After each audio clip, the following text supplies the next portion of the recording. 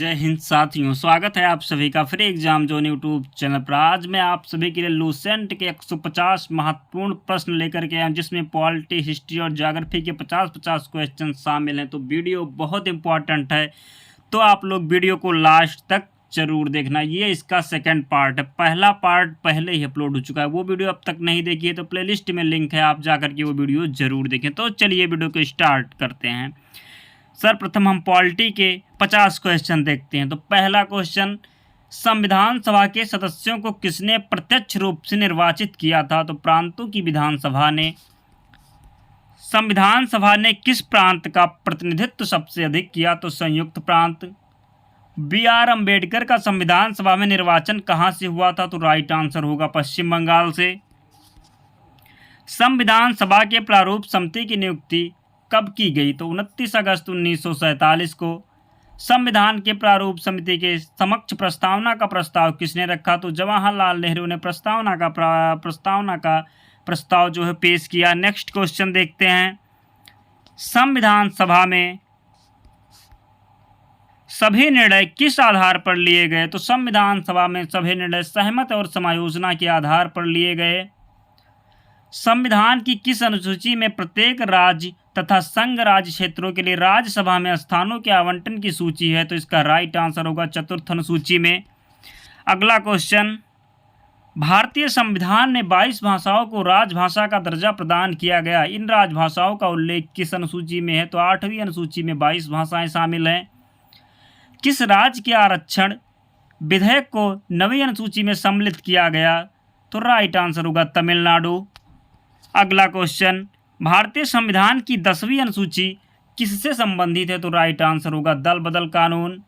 भारत के संविधान का कौन सा अनुच्छेद भारत में एक नए राज्य के गठन के लिए दिया गया है? तो अनुच्छेद 3। भारतीय संविधान का कौन सा अनुच्छेद धर्म, वंश, जाति, लिंग, जन्म स्थान के आधार पर भेदभाव पर रोक लगाता है? तो अनुच्छेद 15 इसका राइट आंसर होगा। मौलिक अधिकारों के बारे में सुनवाई करने का अधिकार किसे प्रदान किया गया है? तो राइट आंसर होगा सर्वोच्च न्यायालय। समानता का अधिकार भारतीय संविधान के किन 5 अनुच्छेदों में दिया गया है? तो 14 से 18 में समानता का अधिकार शामिल है। भारतीय संविधान के अनुच्छेदों में कौन से विधान सत्ता पर पूर्ण नियंत्रण लगाता है? तो अनुच्छेद 14। लोकसभा व राज्यसभा की संयुक्त बैठक कब होती है? तो लोकसभा एवं राज्यसभा में मतभेद होने पर। नेक्स्ट क्वेश्चन, भारत में राष्ट्रपति राज्यसभा के कितने सदस्यों को मनोनीत करता है? तो राष्ट्रपति 12 सदस्यों को मनोनीत करता है। युद्ध की घोषणा या शांति का फैसला करने में कानूनी रूप से सक्षम है? तो राष्ट्रपति राइट आंसर होगा। डॉक्टर राजेंद्र प्रसाद कितने वर्ष तक राष्ट्रपति रहे? तो 12 वर्ष।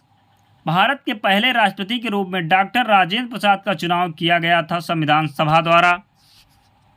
भारतीय संविधान के अनुसार कार्यपालिका का प्रमुख कौन होता है? तो राइट आंसर होगा राष्ट्रपति। लोकसभा और राज्यसभा में कोरम संख्या कितनी होती है? तो कुल सदस्य संख्या का 1/5। राज्यसभा में कोरम के लिए निर्धारित संख्या है? तो 25 इसका राइट आंसर होगा। राज्यसभा का सभापति कौन होता है? तो उपराष्ट्रपति राज्यसभा का सभापति होता है। किस सदन में अध्यक्ष उस सदन का सदस्य नहीं होता है? तो राइट आंसर होगा राज्यसभा। राज्यसभा के सभापति का चुनाव कौन करता है? तो लोकसभा एवं राज्यसभा के सभी सदस्य राज्यसभा के सभापति का चुनाव करते हैं। उत्तर प्रदेश के बाद सबसे अधिक संसदीय क्षेत्र किस राज्य में है? तो राइट आंसर होगा महाराष्ट्र। दोस्तों, आप लोगों को इसकी पीडीएफ चाहिए तो टेलीग्राम चैनल का लिंक डिस्क्रिप्शन बॉक्स में है, वहां जाकर के आप लोग इसकी पीडीएफ ज़रूर पढ़ लेना। और आपने अब तक वीडियो को लाइक नहीं किया तो प्लीज़ आप लोग वीडियो को लाइक कर दीजिए, क्योंकि क्वेश्चन बहुत इंपॉर्टेंट है, तो आप लोग ज़रूर सपोर्ट करिए। बिहार में लोकसभा की सीटों की कुल संख्या कितनी है? तो बिहार में लोकसभा की कुल सीटों की संख्या जो है 40 है। छत्तीसगढ़ राज्य में लोकसभा में कितने निर्वाचन क्षेत्र हैं? राइट आंसर होगा 11। भारत में स्वतंत्रता के बाद प्रथम आम चुनाव संपन्न कराए गए थे? तो 1952 में। क्षेत्रफल की दृष्टि से देश का सबसे छोटा लोकसभा निर्वाचन क्षेत्र कौन सा है? तो चांदनी चौक है राइट आंसर। लोकसभा का सामान्यतः कार्यकाल कितने वर्ष का होता है? तो राइट आंसर होगा 5 वर्ष। भारत के प्रधानमंत्री पद के लिए उम्मीदवार की कम से कम कितनी उम्र होनी चाहिए? तो 25 वर्ष। प्रधानमंत्री की नियुक्ति राष्ट्रपति करता है या किस अनुच्छेद में वर्णित है? तो अनुच्छेद 75 में वर्णित है। भारत में शक्तियों का प्रमुख उभरता केंद्र कौन है? तो प्रधानमंत्री राइट आंसर होगा। भारत में एक व्यक्ति एक से अधिक कितनी बार प्रधानमंत्री पद पर नियुक्त हो सकता है? तो कितनी ही बार प्रधानमंत्री पद पर नियुक्त हो सकता है। अगला क्वेश्चन देखते हैं। भारतीय संविधान में किस पद का उल्लेख नहीं है? तो उप प्रधानमंत्री का भारतीय संविधान में उल्लेख नहीं है। उप प्रधानमंत्री पद की व्यवस्था राजनीतिक व्यवस्था को कमजोर करती है। भारत के प्रथम उप प्रधानमंत्री कौन थे? तो सरदार वल्लभ भाई पटेल भारत के प्रथम उप प्रधानमंत्री थे। अब तक कितने व्यक्ति भारत के उप प्रधानमंत्री पर नियुक्त हुए हैं? तो 7। कौन प्रथम जनजातीय लोकसभा अध्यक्ष थे? तो पीएम संगमा प्रथम जनजातीय लोकसभा अध्यक्ष थे। कौन लोकसभा की पहली महिला स्पीकर थी? तो मीरा कुमार इसका राइट आंसर होगा। भारत के नियंत्रक एवं महालेखा परीक्षक की नियुक्ति कौन करता है? तो राइट आंसर होगा राष्ट्रपति। भारत का नियंत्रक एवं महालेखा परीक्षक अपना प्रतिवेदन किसे देता है? तो इसका भी राइट आंसर होगा राष्ट्रपति। क्या भारत एक नियंत्रक एवं महालेखा परीक्षक अधिग्रहण से पूर्व शपथ लेता है? तो राइट आंसर होगा हाँ। सर्वोच्च न्यायालय में तदर्थ न्यायाधीशों की नियुक्ति किस देश के न्याय प्रणाली से प्रेरित है? तो फ्रांस इसका राइट आंसर होगा। कौन सा अनुच्छेद सर्वोच्च न्यायालय को अभिलेख न्यायालय का स्थान प्रदान करता है? तो अनुच्छेद 129। ये क्वेश्चन कई बार एग्जाम में रिपीट हुआ है, तो आप लोग इसको ध्यान रखिएगा। जब भारतीय न्यायिक पद्धति में लोकहित मुकदमा लाया गया तब भारत के मुख्य न्यायमूर्ति कौन थे? तो पीएन भगवती। सर्वोच्च न्यायालय के प्रथम मुख्य न्यायाधीश कौन थे? तो हीरालाल जिगानिया सर्वोच्च न्यायालय के प्रथम मुख्य न्यायाधीश थे। संविधान की व्याख्या करने का अंतिम अधिकार किसे प्राप्त है? तो सर्वोच्च न्यायालय को संविधान की व्याख्या करने का अंतिम अधिकार प्राप्त है। उच्चतम न्यायालय की सबसे पहली महिला न्यायाधीश कौन थी? तो फातिमा बीबी इसका राइट आंसर होगा। दोस्तों, पॉलिटी के 50 क्वेश्चन कंप्लीट हो चुके हैं। अब हम हिस्ट्री के 50 क्वेश्चन देखते हैं। अगर आपने अब तक वीडियो को लाइक नहीं किया है तो प्लीज़ आप लोग वीडियो को लाइक कर दीजिए, क्योंकि वीडियो बनाने में बहुत मेहनत लगती है और हम क्वेश्चन वही लेते हैं जो एग्ज़ाम में बार बार पूछा जाता है, तो क्वेश्चन इकट्ठा करने में भी बहुत मेहनत लगती है। तो प्लीज़ आप लोग सपोर्ट करिए। आप लोग अब तक वीडियो को लाइक नहीं कर रहे हैं तो वीडियो को लाइक कर दीजिए। चैनल पर नए हैं तो चैनल को सब्सक्राइब कर लीजिए और वीडियो को अपने दोस्तों के पास शेयर कर दीजिए। अब हम देखते हैं हिस्ट्री के 50 क्वेश्चन। तो चलिए स्टार्ट करते हैं। किस प्रख्यात भारतीय इतिहासकार ने 1857 की क्रांति को क्रांति नहीं माना? तो इसका राइट आंसर होगा आरसी मजूमदार। किसने स्वयं को हिंदुस्तान का तोता कहा था? तो अमीर खुसरो ने स्वयं को हिंदुस्तान का तोता कहा था। अमीर खुसरो का जन्म कहाँ हुआ था? तो अमीर खुसरो का जन्म एटा में हुआ था। अमीर खुसरो किसके शिष्य थे? तो निजामुद्दीन औलिया के शिष्य थे अमीर खुसरो। संगीत सम्राट तानसेन के गुरु हरिदास थे। सिखों के 10वें और अंतिम गुरु गोविंद सिंह की जन्मस्थली है? तो पटना साहिब में गुरु गोविंद सिंह की जन्मस्थली है। तानसेन का मूल नाम रामतनु पांडे था। ये भी क्वेश्चन बार बार एग्जाम में पूछा जाता है, तो आप लोग इसे ध्यान रखिएगा। गौतम बुद्ध का वास्तविक नाम सिद्धार्थ था। स्वामी विवेकानंद का वास्तविक नाम नरेंद्र नाथ दत्त था। संगीत की दुनिया में सितार के जादूगर के नाम से किसे जाना जाता? तो रहीम शेर इसका राइट आंसर होगा। भागवत धर्म के प्रवर्तक कौन थे? तो कृष्ण राइट आंसर होगा इसका।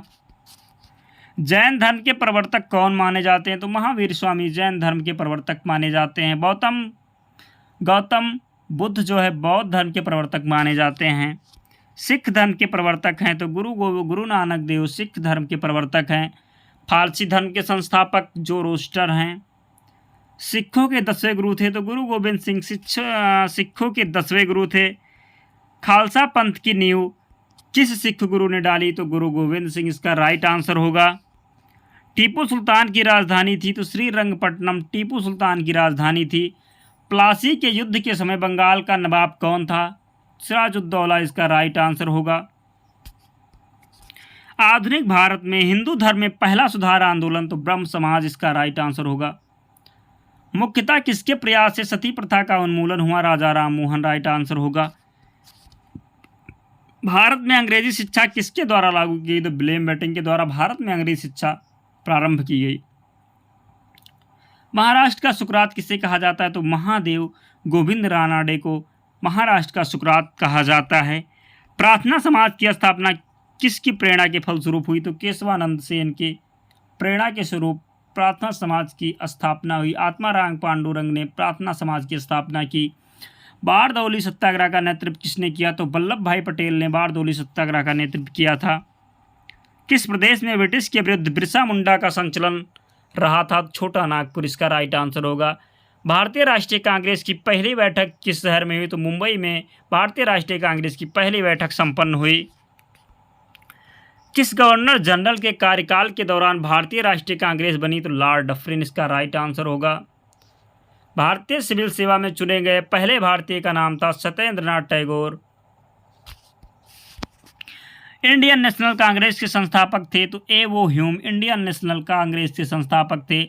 स्वराज पार्टी की स्थापना किस वर्ष की गई थी? तो 1923 में स्वराज पार्टी की स्थापना की गई थी। कांग्रेस का प्रथम विभाजन 1907 के सूरत अधिवेशन में हुआ था। इसमें दूसरा विभाजन कब हुआ? तो मुंबई 1918 में। वर्ष 1919 में पंजाब में हुए क्रूर अत्याचारों के विरोध स्वरूप ब्रिटिश सरकार को प्राप्त सर की उपाधि किसने लौटाई? तो रविंद्रनाथ टैगोर इसका राइट आंसर होगा। स्वतंत्रता प्राप्ति के समय महात्मा गांधी थे, कांग्रेस के सदस्य नहीं थे। जलियांवाला बाग के नरसंहार के समय भारत का वायसराय था? तो चैम्सफोर्ड था। कौन सी पुस्तक जवाहरलाल नेहरू द्वारा लिखी गई? तो discovery of India Jawaharlal Nehru द्वारा लिखी गई पुस्तक है। 1923 में चित्तरंजन दास एवं मोतीलाल नेहरू ने कहाँ स्वराज पार्टी की स्थापना की थी? तो इलाहाबाद में। चौरी चौरा नामक प्रसिद्ध स्थल है? तो चौरी चौरा नामक प्रसिद्ध स्थल गोरखपुर में स्थित है। ब्रिटिश सरकार ने कब पहली बार यह घोषणा की कि उनकी मंशा भारत में धीरे धीरे एक उत्तरदायी सरकार बनाने की है? तो अगस्त 1917 में। किसने कहा मध्यरात्रि के टकोर पर जब संसार सोता है भारत अपने जीवन एवं स्वतंत्रता के लिए जाग उठेगा? तो इसका राइट आंसर होगा जवाहरलाल नेहरू ने। अमृत बाजार पत्रिका की स्थापना किसने की? तो शिशिर कुमार घोष ने अमृत बाजार पत्रिका की स्थापना करी थी। झंडा गीत किसने लिखा है? तो श्यामलाल गुप्त पार्षद ने झंडा गीत लिखा है। नागरिक सेवाओं के लिए प्रतियोगी परीक्षा प्रणाली के सिद्धांत स्वीकार किया गया तो 1853 में। गोदान किसकी रचना है? तो प्रेमचंद की रचना है गोदान। गोदान और गबन दोनों प्रेमचंद का उपन्यास है।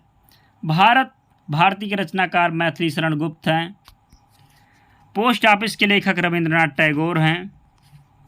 भारत में सिविल सेवाओं का सूत्रपात किसने किया था? तो कार्नवालिस ने सिविल सेवाओं का सूत्रपात किया था। किस वर्ष राष्ट्रीय गीत वंदे मातरम पहली बार गाया गया? तो 1896 में। मुंबई, मद्रास और कोलकाता के उच्च न्यायालय की स्थापना कब हुई थी? तो 1861 इसका राइट आंसर होगा। भारत छोड़ो का नारा किसने दिया था? यूसुफ मेहर अली राइट आंसर होगा। गांधी ने भारत में अपना पहला जन भाषण कहाँ दिया? तो वाराणसी में। दोस्तों, हिस्ट्री के 50 क्वेश्चन कंप्लीट हो गए। अब हम देखेंगे ज्योग्राफी के 50 क्वेश्चन। दोस्तों, आप लोग अब तक वीडियो को लाइक नहीं किए तो प्लीज़ आप लोग वीडियो को लाइक कर लीजिए। आप लोग सपोर्ट करिए, प्लीज़ आप लोग वीडियो को लाइक कर दीजिए और चैनल को भी सब्सक्राइब कर लीजिए ताकि कोई भी वीडियो हो तो सबसे पहले आप तक नोटिफिकेशन पैसे। और आप लोग को इसका PDF चाहिए तो टेलीग्राम चैनल का लिंक डिस्क्रिप्शन बॉक्स में है, वहां जाकर के आप लोग इसकी PDF जरूर पढ़ लेना। तो अब हम देखते हैं ज्योग्राफी के 50 क्वेश्चन। तो चलिए वीडियो को स्टार्ट करते हैं। 101 नंबर क्वेश्चन, मध्यरात्रि सूर्य का अर्थ है? तो सूर्य का ध्रुवीय वृत्त में देर तक चमकना। सूर्य क्या है? तो सूर्य एक तारा है। सूर्य प्रकाश पृथ्वी तक पहुंचने में कितने मिनट लेता है? तो 8 मिनट 3 सेकेंड। बुध नक्षत्र में एक वर्ष में दिनों की संख्या कितनी होती है? तो 88। सौर मंडल का कौन सा ग्रह लगभग पृथ्वी जितना बड़ा है? तो शुक्र राइट आंसर होगा। चंद्रमा के समान दिखाई देने वाला ग्रह है? तो बुध इसका राइट आंसर होगा। सुपरनोवा क्या है? एक मृतप्राय तारा है। उत्तरी ध्रुव की खोज रॉबर्ट पेरी ने की थी। किस ग्रह को शाम का तारा कहा जाता है? तो शुक्र को शाम का तारा कहा जाता है। अंतरिक्ष में कुल कितने तारामंडल हैं? तो 89 राइट आंसर होगा। पार्थिव ग्रहों की संख्या 4 है। एक देशांतर से दूसरे देशांतर के बीच कितना समय अंतराल होता है? तो 1 घंटा इसका राइट आंसर होगा। वह अक्षांश रेखा जिस पर सदैव दिन व रात की अवधि समान रहती है, मकर रेखा राइट आंसर होगा। पृथ्वी पर सबसे उच्चतम तापक्रम रिकॉर्ड कहाँ किए जाते हैं? तो भूमध्य रेखा पर। हिमालय पर्वत श्रृंखला किसका उदाहरण है? तो वलित पर्वत श्रृंखला का उदाहरण है। माउंट एवरेस्ट कहाँ स्थित है? नेपाल में। नेपाल में माउंट एवरेस्ट को सागरमाथा के नाम से जाना जाता है। ये आप लोग ध्यान रखिएगा क्योंकि ये एग्जाम में पूछा जाता है। चक्रवात की आकृति किस प्रकार की होती है? तो अंडाकार होती है। चक्रवात का शांत क्षेत्र क्या कहलाता है? चक्षु कहलाता है। उष्णकटिबंधीय चक्रवातों को ऑस्ट्रेलिया में किस नाम से जाना जाता है? बिलीबिली के नाम से जाना जाता है। अफ्रीका महाद्वीप की सबसे बड़ी झील कौन सी है? तो अफ्रीका महाद्वीप की सबसे बड़ी झील विक्टोरिया झील है। पर्ल ऑफ साइबेरिया किसे कहा जाता है? तो बैकाल झील को पर्ल ऑफ साइबेरिया कहा जाता है। विश्व का सबसे बड़ा द्वीप है ग्रीनलैंड होगा राइट आंसर। कौन सा देश सबसे ज़्यादा द्वीप समूह से मिलकर बना है? तो इंडोनेशिया राइट आंसर होगा। हिंद महासागर में स्थित सबसे बड़ा द्वीप कौन सा है? मेडागास्कर राइट आंसर होगा। जापान का सबसे बड़ा द्वीप है होसू। जापान का सबसे छोटा द्वीप कौन सा है? शिकोकू। भारत का सबसे बड़ा द्वीप मध्य अंडमान इसका राइट आंसर होगा। भारत का दक्षिण तक द्वीप कौन सा है? ग्रेट निकोबार। वर्तमान भूमध्य सागर को किस प्राचीन महासागर का अवशेष माना जाता है? तो टेथिस महासागर। सबसे कम गहरा महासागर कौन सा है? तो आर्कटिक महासागर सबसे कम गहरा महासागर है। बरमूडा त्रिभुज किस महासागर में अवस्थित है? तो उत्तरी अटलांटिक महासागर में बरमूडा त्रिभुज स्थित है। कौन सा सागर महासागरीय मरुभूमि के रूप में अभिहित किया जाता है? तो सारगेसु सागर। सारगेसु सागर कहाँ स्थित है? उत्तरी अटलांटिक महासागर में सारगेसु सागर स्थित है। काला सागर किस देश के दक्षिण में है? तो रूस राइट आंसर होगा। ग्रेट बैरियर रीफ प्रशांत महासागर में स्थित है। सबसे लवणीय सागर मृत सागर है। सबसे लवणीय सागर क्या है? मृत सागर। प्रवाल क्या है? एक समुद्री जीव है। प्रवाल भित्ति क्या है? समुद्री जीवों द्वारा निर्मित भित्ति है प्रवाल भित्ति। कौन सा सागर प्रवाल की उत्पत्ति के लिए उपयुक्त है? तो उष्णकटिबंधीय महासागर। अगर आप लोगों को लगता है कि ये क्वेश्चन इंपॉर्टेंट है तो प्लीज़ आप लोग वीडियो को लाइक कर दीजिए क्योंकि क्वेश्चन वही हैं जो बार बार एग्जाम में पूछे जाते हैं। तो प्लीज़ आप लोग सपोर्ट करिए, वीडियो को लाइक कर दीजिए, चैनल को सब्सक्राइब कर लीजिए। और आपको इसकी PDF अगर चाहिए तो टेलीग्राम चैनल का लिंक डिस्क्रिप्शन बॉक्स में है, वहाँ जा कर के आप लोग इसकी PDF एक बार दोबारा से ज़रूर पढ़ लीजिए ताकि आपको सारे क्वेश्चन याद हो जाएं। विश्व की सबसे बड़ी प्रवाल भित्ति किस देश के तट के निकटतम पाई जाती है? तो ऑस्ट्रेलिया में। अगर टेलीग्राम चैनल का लिंक नहीं खुलता है तो आप लोग डायरेक्ट जाके टेलीग्राम पे सर्च करिए फ्री एग्जाम जोन, तो आप लोगों को चैनल मिल जाएगा। आप लोग उसे ज्वाइन करके इसकी PDF देख सकते हैं। अब हम देखते हैं अगला क्वेश्चन। महासागरीय गर्तों की सर्वाधिक संख्या किस महासागर में है? तो प्रशांत महासागर राइट आंसर होगा। संसार के समस्त महासागर में अब तक कितने महासागरीय गर्तों का पता चला है? तो 57। विश्व का सबसे बड़ा महासागरीय गर्त कौन सा है? मैरियाना गर्त। विश्व का सबसे गहरा गर्त चैलेंज गर्त कहाँ स्थित है? गुआम द्वीपमाला के निकट। विश्व की सबसे चौड़ी नदी अमेजन नदी विश्व की सबसे चौड़ी नदी है। विश्व की सबसे लंबी नदी नील नदी है। कौन सी नदी अधिकतम देशों से होकर गुजरती है? तो डेनूब नदी अधिकतम देशों से होकर गुजरती है। वियना शहर किस नदी के किनारे बसा है? तो डेनूब नदी के किनारे वियना शहर बसा है। बुडापेस्ट शहर किस नदी के किनारे बसा है? डेनूब नदी के। कैस्पियन सागर में कौन सी नदी गिरती है? तो वोल्गा राइट आंसर होगा। दोस्तों 150 क्वेश्चन कंप्लीट हो गए। 50 क्वेश्चन पॉलिटी, हिस्ट्री और ज्योग्राफी के थे। 150 क्वेश्चन मैंने कंप्लीट कर दिया। क्वेश्चन वही हैं जो बार बार एग्जाम में रिपीट हुए हैं, तो आप लोग क्वेश्चन को एक बार दोबारा से पढ़ लीजिएगा। टेलीग्राम चैनल पे जा करके इसकी PDF भी देख लीजिएगा। तो प्लीज़ आप लोग वीडियो को लाइक कर दीजिए, चैनल को सब्सक्राइब कर दीजिए। मिलते हैं अगले वीडियो में, तब तक पढ़ते रहिए। ध्यान रखिए अपना। जय हिंद।